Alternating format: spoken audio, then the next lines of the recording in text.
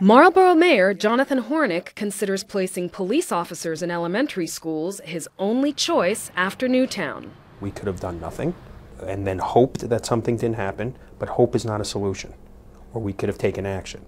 It will cost Marlboro $100,000 during the next 3 months to protect all 8 of its kindergarten through 8th grade schools. But I don't think you could put a price tag on the children's safety. David Abbott is school superintendent. It's a temporary solution right now. What does it add to have an armed officer in a school where there are K through 8th graders? In the environment in which we are living, it does add a certain level of security for our parents.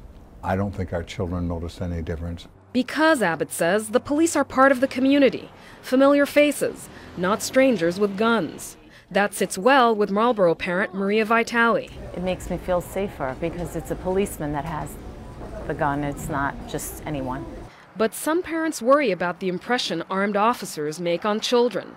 Larry Kaplow thinks the move is an overreaction. If it prevents violence, that's great, but maybe there's some other more efficient ways that we can protect the kids in the schools. Marlboro already locked school doors and required visitors to swipe IDs through a kiosk like this one that stores names of sex offenders and felons. A quaint town of 41,000, 1 hour from New York City, Marlboro hasn't had a gun homicide in 40 years. Still, Police Chief Bruce Hall says deploying his officers in every school is practical. You have car insurance, you have life insurance and health insurance. You use them every day? No, but it's an insurance.